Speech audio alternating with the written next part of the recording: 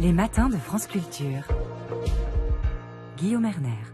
Comment relever le niveau en mathématiques? La dernière enquête internationale met en évidence une forte baisse du niveau des élèves français âgés de 15 ans.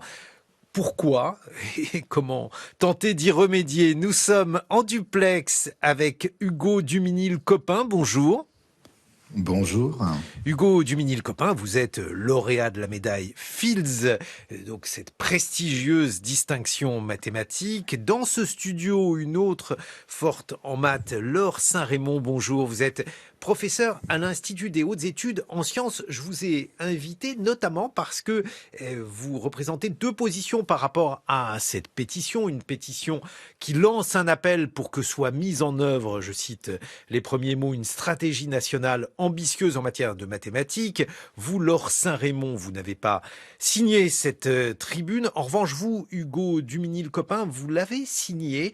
Pourquoi l'avez-vous fait? Quelles sont, selon vous, les causes et les tentatives de remédier à cette baisse du niveau en maths? Alors, c'est une vaste question. Concernant cette tribune, je pense qu'elle souligne un point important qui est cette difficulté en maths et en sciences, d'ailleurs, c'est bien précisé, dans notre société qui se révèle à tous les niveaux. C'est-à-dire que au niveau de l'enseignement, il y a une difficulté en mathématiques, en sciences, en fait, à peu près dans toutes les disciplines, comme on a pu le voir dans PISA.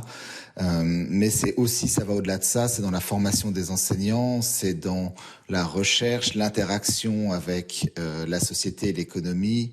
Il y a un enjeu réel de parité et d'égalité sociale, et je trouve que c'est important de le rappeler à nos hommes politiques, à nos politiques en général d'ailleurs, afin que on essaye de faire quelque chose et qu'on garde pas cette pente négative et oui, très inquiétante. En tout cas, on voit que les choses ne vont pas bien. Et vous dites que vous n'êtes pas forcément obnubilé par PISA d'ailleurs, mais qu'au-delà de ça, il y a une forme de hiérarchie des valeurs en France qui fait que la culture scientifique n'est peut-être pas autant valorisée qu'elle devrait l'être. Oui, j'ai cette impression qu'on a tendance à mettre à différents niveaux, différents types de cultures. Or, je pense qu'elles se complètent toutes quand on parle de la culture littéraire, quand on parle de la culture musicale. On devrait aussi parler de la culture scientifique comme étant un bien pour tous les concitoyens et concitoyennes. On ne parle pas. Il faut pas tout de suite associer une valeur et un niveau pour parler de culture. Moi, je suis nul en musique, mais j'adore la musique et j'ai une culture musicale. Je pense que c'est la même chose pour les sciences. Il n'y a pas besoin d'être bon en maths pour avoir envie de connaître quelque chose en mathématiques. Laure Saint-Raymond, votre point de vue là-dessus? Alors, sur le fait que je vais peut-être expliquer pourquoi j'ai pas voulu signer ce texte, même si je partage un certain nombre de constats d'Hugo. Pour moi, le problème de ce texte, c'est qu'il, justement, il met dans la même boîte la question de l'éducation et la question de la recherche, avec une confusion qui à mon avis, maintient le système éducatif dans cette idée qu'on va sélectionner des élites. Et pour moi, la question d'enseigner des maths à tous, elle n'est pas du tout celle de avoir. Enfin, évidemment, on espère que parmi les jeunes, certains auront du talent et feront des carrières scientifiques. Mais pour moi, la raison d'enseigner des maths à tous, elle n'est pas celle-là. Elle est que justement, il y a des valeurs qu'on peut partager. Je voudrais en donner trois. Pour moi, la première, c'est apprendre à raisonner. Et raisonner, c'est pas un truc compliqué, c'est savoir jouer avec des règles. Et voilà, et je trouve qu'il y a beaucoup de gâchis parce que les maths, avant d'être une discipline de jeu, c'est une discipline de sélection. Voilà, pour moi, c'est aussi un jeu qui est collectif, donc apprendre à faire ensemble. Je pense que c'est très important. Et pareil, en étant dans la compétition plutôt que le travail collectif, je pense qu'il y a une forme de gâchis. Et puis, une chose qui, pour moi, est essentielle dans les maths et dans les sciences en général, c'est de se tromper, en fait. Et à l'école, on n'apprend pas à se tromper. À l'école française, parce que souvent, on a tendance à dire que l'échec est plus sévèrement jugé en France qu'ailleurs. En fait, on a un système qui repose sur des notes toujours. Et donc, c'est pas de chance. Si on se trompe le jour où il y a une note, on a 2 et pour toute la vie, on est nul en maths. Et il n'y a pas de raison de ça, en fait.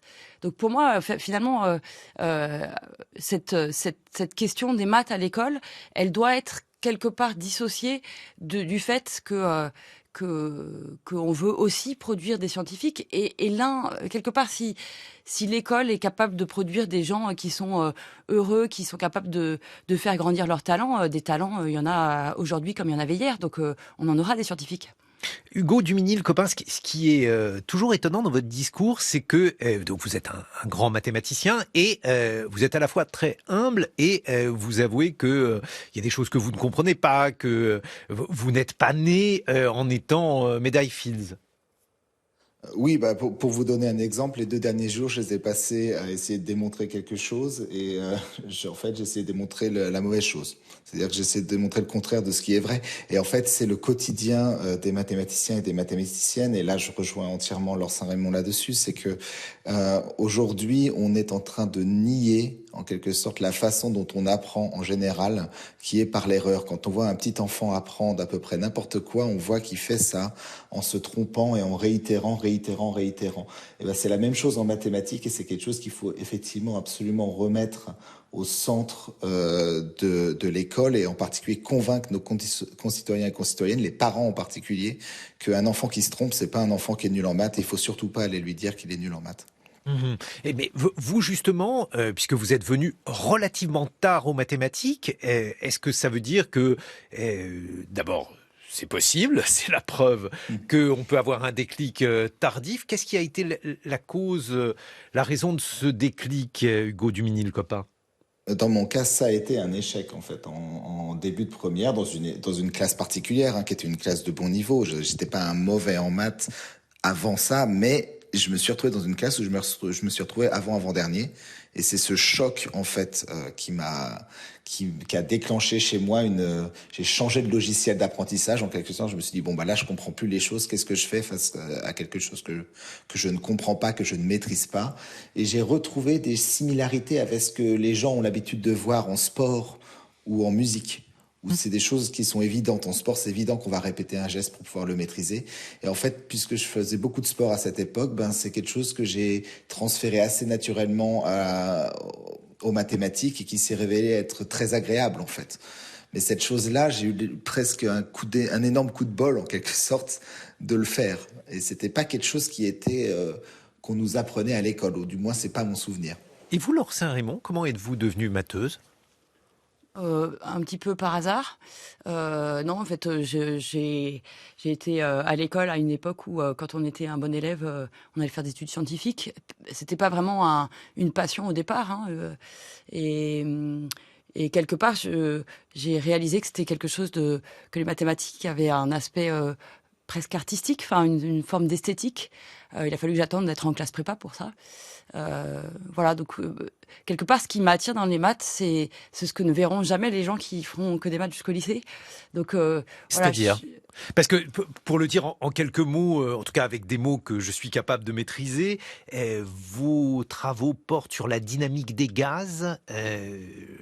Cela, par exemple, c'est quelque chose que on ne comprendrait pas, ou cette approche-là, elle serait impossible à communiquer pour quelqu'un qui n'aurait pas commencé à faire de la recherche en maths. Si je vous dis dynamique des gaz, c'est peut-être compliqué, mais si je vous dis un billard, vous savez ce que c'est? Ben moi, je regarde un très grand billard avec beaucoup de boules. Et voilà, et il y a des comportements très étonnants. En fait, ce que j'aime dans les maths, c'est que finalement, ça bouscule de temps en temps nos intuitions, nos idées. Et j'aime bien cette idée d'être déplacé, en fait. Par exemple. Et ben par exemple, le fait que si vous regardez le comportement d'un billard, vous attendez à ce que si vous changez toutes les vitesses, vous allez revenir à votre point de départ. Quand vous faites ça avec un très très grand billard, en fait, vous obtenez effectivement la description d'un gaz et c'est pas réversible. Donc, il y a un certain nombre de paradoxes qui interrogent, qui obligent à se déplacer. Je trouve que c'est important de concevoir les maths aussi comme, d'une part, il y a une esthétique dedans, une forme d'art, et puis d'autre part, un chemin de doute. Et pour moi, c'est important de dire ça. C'est pas, on vient pas résoudre un problème, résoudre un exercice. Et je trouve que ce serait important qu'on arrive à toucher ça du doigt dès les plus petites classes, en fait. Hugo Duminil, copain, alors vous travaillez sur un domaine des probabilités, mais un domaine des probabilités qui qui est appliqué aux propriétés de la matière. Là aussi, il est question de gaz avec le passage de l'eau à l'état gazeux. En quoi d'ailleurs cela relève-t-il des probabilités? Alors, juste avant ça, je vais rebondir sur ce qu'a dit Laure, parce que ça va être lié à ce que je vais expliquer après. Je pense une chose qui a été bien mise en valeur par Laure, c'est l'importance des émotions, en fait, dans l'apprentissage. Et ça, c'est quelque chose qui a été prouvé, et en particulier la fierté, par exemple, ressentir de la fierté, faut l'avoir mérité, faut avoir un petit peu galéré entre guillemets en mots. Pour la surprise, c'est aussi une sensation qui est très grisante, etc., etc. Donc moi, ce que j'aime dans mon domaine, c'est que pour bien décrire un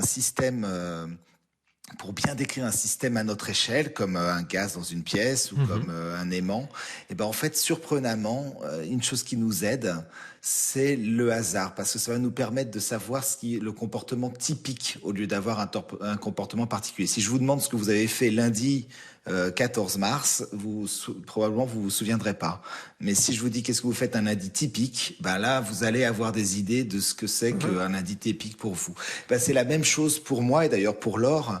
On étudie la même chose, on essaye d'étudier le comportement typique des objets et là, eh ben il y a des surprises, il y a des choses plus simples qui se passent, il y a des découvertes et on arrive à décrire en fait ces systèmes relativement bien. Eh ben, vous allez nous expliquer ça dans une vingtaine de minutes. Hugo Duminil-Copin, vous avez obtenu la médaille Fields en 2022. Laure Saint-Raymond, vous êtes professeur à l'Institut des hautes études en sciences. On se retrouve donc dans une vingtaine de minutes pour parler du niveau en maths et des manières de le faire progresser. 6h30, 9h, les matins de France Culture. Guillaume Erner. C'est un cri unanime, comment relever le niveau, la dernière enquête internationale met en évidence une forte baisse du niveau des élèves français en mathématiques, notamment ceux âgés de 15 ans, puisque ce sont ceux qui sont testés avant, après, les choses sont-elles bien différentes? On en parle avec Hugo Duminil-Copin, qui est médaille Fields 2022. Laure Saint-Raymond, vous êtes professeur à l'Institut des hautes études en sciences, et puis, comme moi, eh bien, vous avez des enfants à qui vous tentez. Donc, vous m'avez dit que vous aviez eu quelques facilités pour les faire travailler en mathématiques, qui n'avaient pas eu véritablement de difficultés en la matière. Pour vous, Laure Saint-Raymond, à la fois au travers de votre expérience de parents et de votre expérience de matheuse, quels sont les moments charnières pour apprendre les mathématiques? Je ne sais pas s'il y a des moments charnières. Pour moi, ce qui est important, c'est pas tant le contenu de ce qu'on va apprendre que l'approche. Et pour moi, il y a plusieurs choses qui sont importantes. Il y a d'abord de développer une intuition. Et je comprends pas qu'on puisse faire des maths sans faire des dessins, en fait. Et ça vaut, dans les maths, ça vaut dans tout ce qui est abstrait, en fait. C'est important d'arriver à faire une connexion entre ce qui se passe dans sa tête et puis ce qu'on va pouvoir formuler, ce qu'on va pouvoir. Donc je trouve ça un bon exercice. C'est pas juste pour les maths. Hein. Je trouve ça intéressant. Si vous prenez une coupure de journal, vous lisez et vous réfléchissez 2 secondes à qu'est-ce qui se passe dans votre tête pendant ce temps-là. Je trouve que voilà, toute cette question de comment on va d'une intuition à une idée qui est formulée, pour moi quelque chose qui est essentiel en mathématiques. Et puis après il y a la question de la règle du jeu, en fait, de comment est-ce qu'on raisonne, comment est-ce que voilà. Donc moi je me souviens dans mon parcours qu'il y a eu quelque part une première étape importante en 4e, quand on a commencé à faire des démonstrations qui passaient plus ou moins bien. Je pense que tout le monde a pas forcément ni la même appétence ni la même facilité à le faire, mais je pense que tout le monde peut le faire. En fait, c'est une question de patience, une question d'envie, une question de curiosité. Ça a été quoi en 4e pour vous, ce déclic ou... Moi, je trouvais ça très amusant, en fait. C'était un jeu, mais je pense que la façon dont c'était présenté, pour certains, c'était pas du tout un jeu. C'était juste le calvaire, en fait. C'était les premières démonstrations, vous savez, les Thalès, Pythagore, tout ça. Mais parce que c'était pas présenté comme un jeu, en fait. Parce que c'était présenté comme quelque chose qui avait un enjeu en termes de notes, de sélection, de finalement de en fait, on identifie un élève à une note, à son niveau, et ça, c'est la cata. Bon, mais d'un autre côté, il faut bien évaluer les élèves. J'imagine que vous, en tant qu'enseignante, vous évaluez vos étudiants.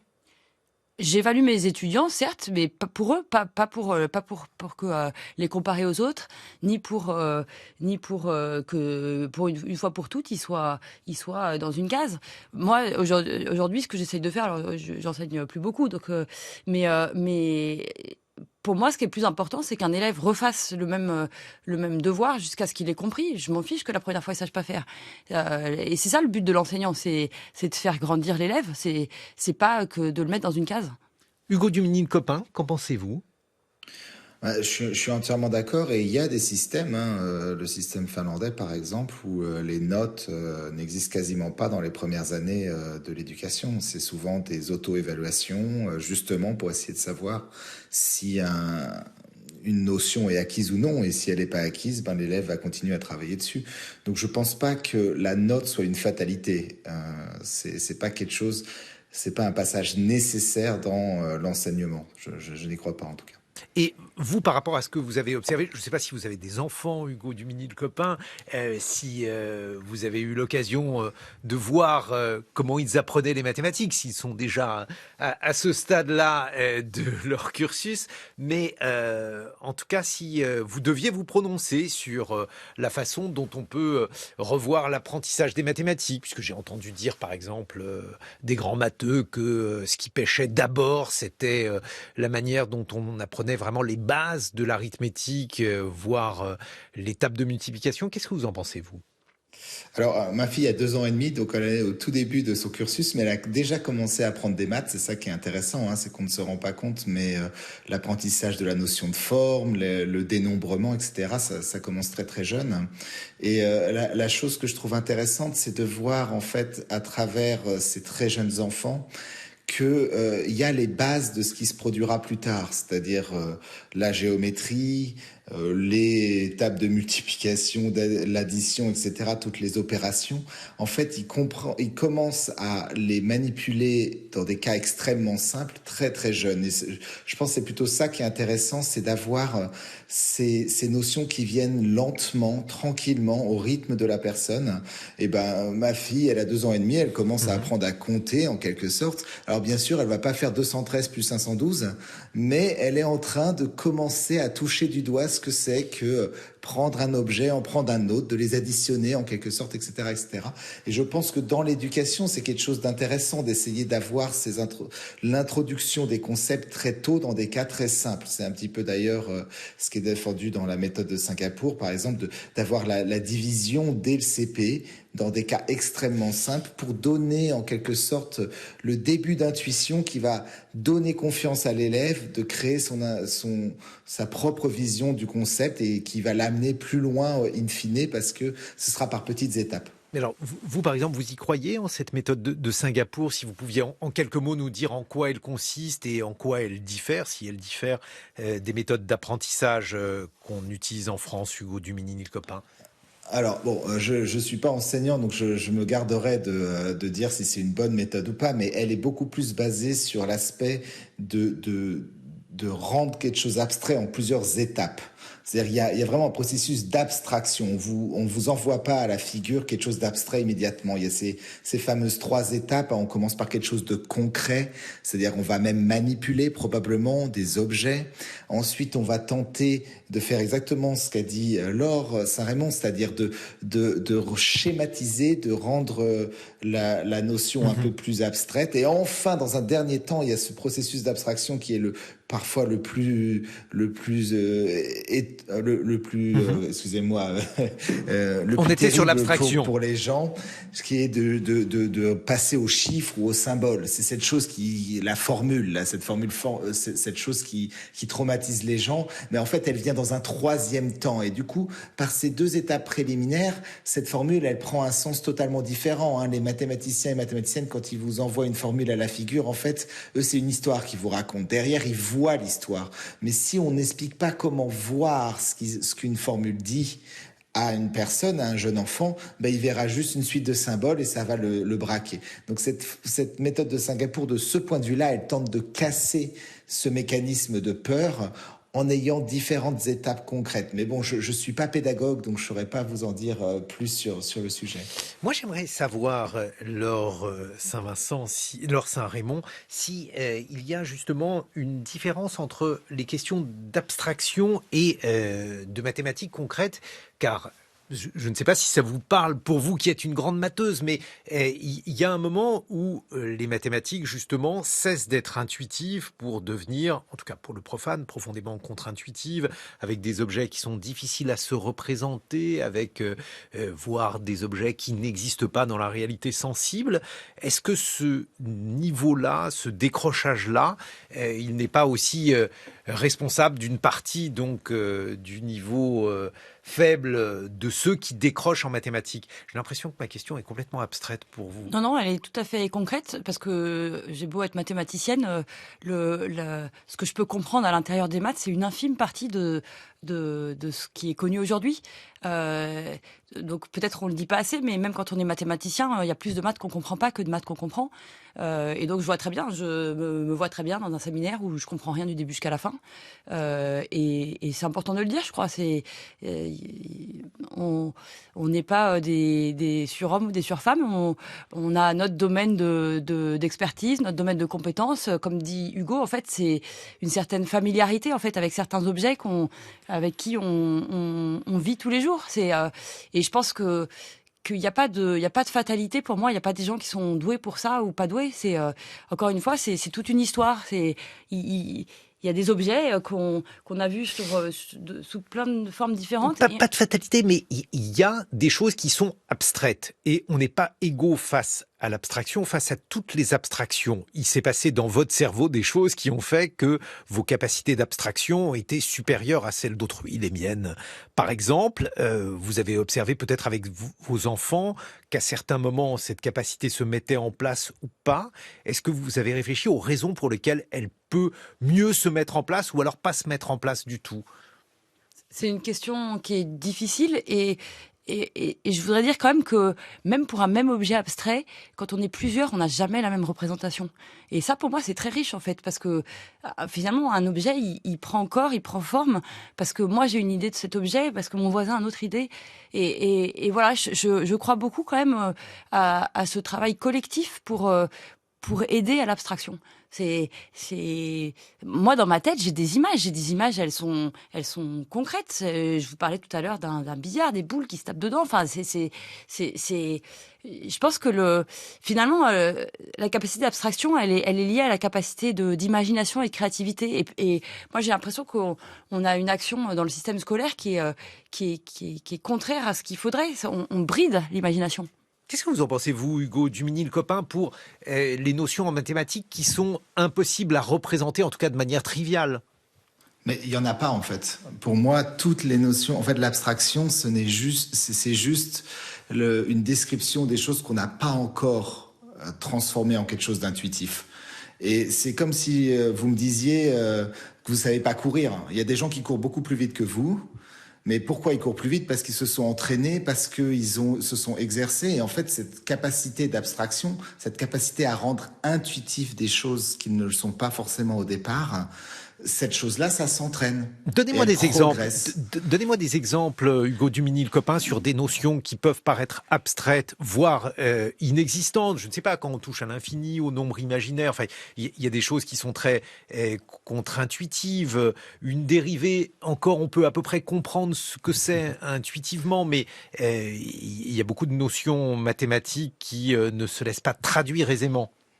Mais je pense que vous avez mentionné la plus belle. L'infini, en fait, c'est peut-être la barrière que les gens estiment comme étant la propriété abstraite qu'un mathématicien ou une mathématicienne maîtrise et que le reste du monde ne comprend pas. Mais en fait, je pense que si on demande à Laure ou si on me demande à moi comment je me représente l'infini, on aura des réponses totalement différentes. En fait, chacun exactement. Et alors vous, par exemple, vous représentez l'infini comment?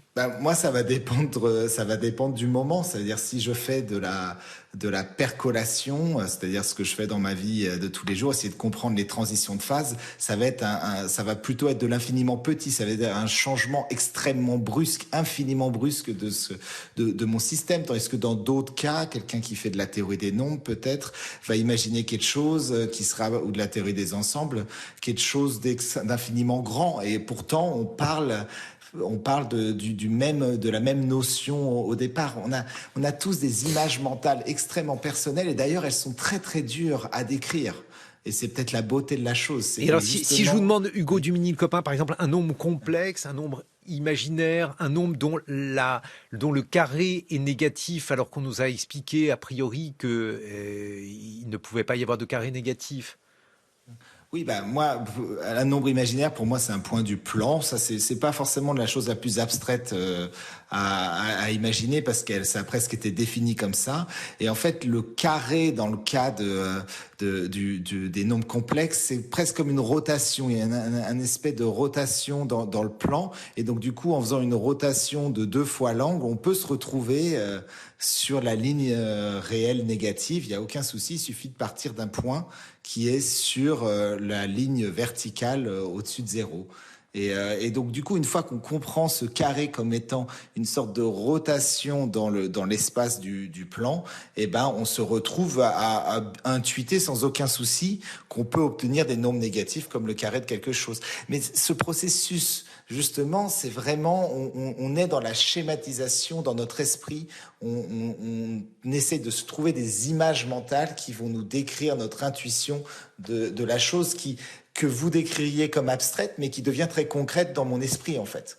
Et c'est la même chose à tous les niveaux de l'apprentissage. Je ne pense pas qu'il y ait de notions qui échappent mécaniquement aux gens comme étant trop abstraites. C'est juste que ces personnes n'ont peut-être pas encore atteint le niveau de schématisation nécessaire pour cette notion. Et c'est ce qui m'arrive, moi, tous les jours, et c'est ce qui arrive à Laure Saint-Rémond aussi tous les jours. Quand on fait des mathématiques, en fait, on est en train de faire ce processus. C'est comme si on essayait de systématiquement rendre moins abstrait les choses, au contraire. Laure Saint-Rémond, vous, même tarif, si je vous dis un nombre complexe, par exemple, vous représentez quoi ? C'est seulement la même chose qu'Hugo, mais en fait, la radio, c'est pas la bonne façon de... Moi, j'ai besoin d'un tableau pour vous faire un dessin.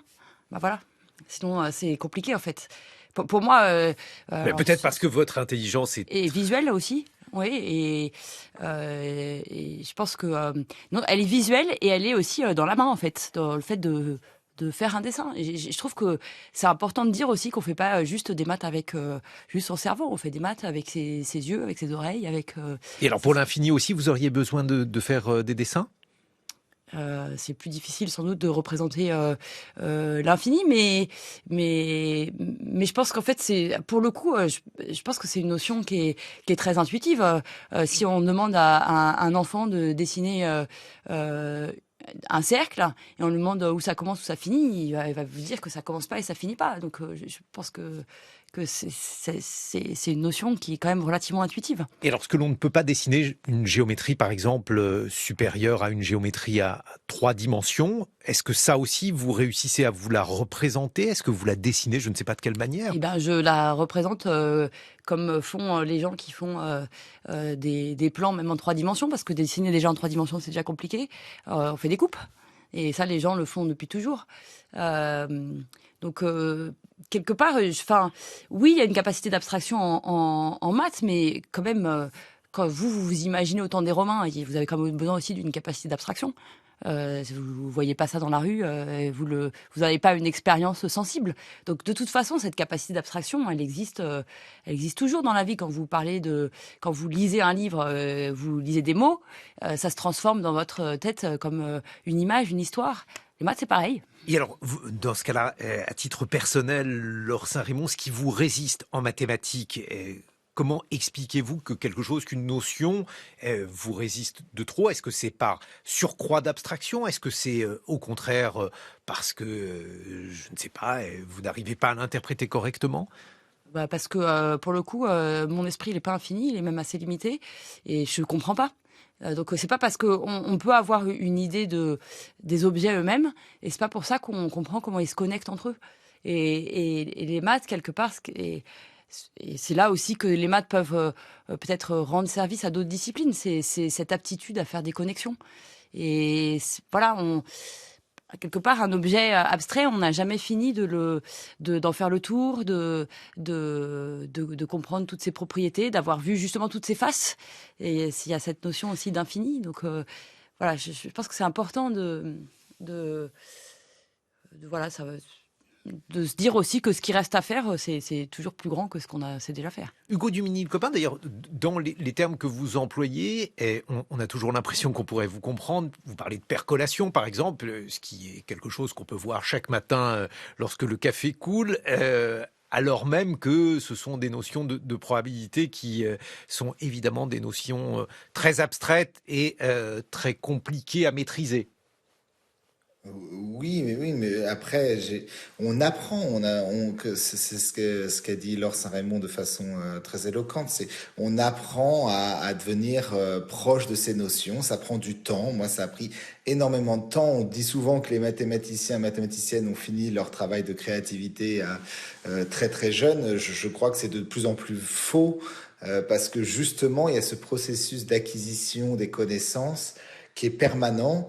Et pour moi, la percolation, c'est presque plus abstrait quand je regarde mon percolateur qui me fait mon café que quand je regarde ma feuille ou mon tableau avec mes dessins. Et j'arrive à travailler en dimension 4 parce que je me représente exactement ma dimension 4 comme quelque chose en dimension 3. C'est tout plein de processus Comment de vous passez de la simplification. dimension 3 à la dimension 4? Racontez-moi. Mais moi, je vois, en fait, dans mon travail à moi, par exemple, la dimension 4, je la vois comme la dimension 3, sauf que j'imagine juste que les boules, l'espace croît plus vite. C'est tout.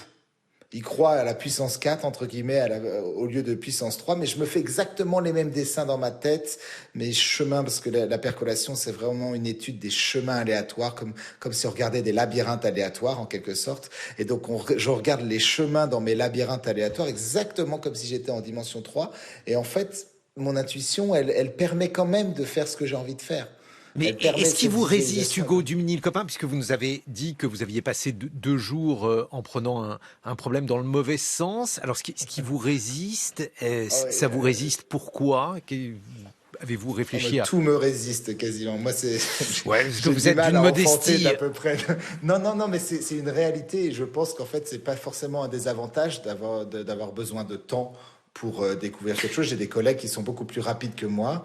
Et finalement, d'être lent, bah, ça a aussi son avantage parce Est-ce que que vous ça êtes lent permet ou est-ce de... que vous vous posez trop de questions? Parce que bien souvent, les gens qui ont du mal à comprendre sont des gens qui ont trop de questions dans leur tête et c'est cela aussi qui leur permet d'avoir un avantage en matière d'intellection des choses.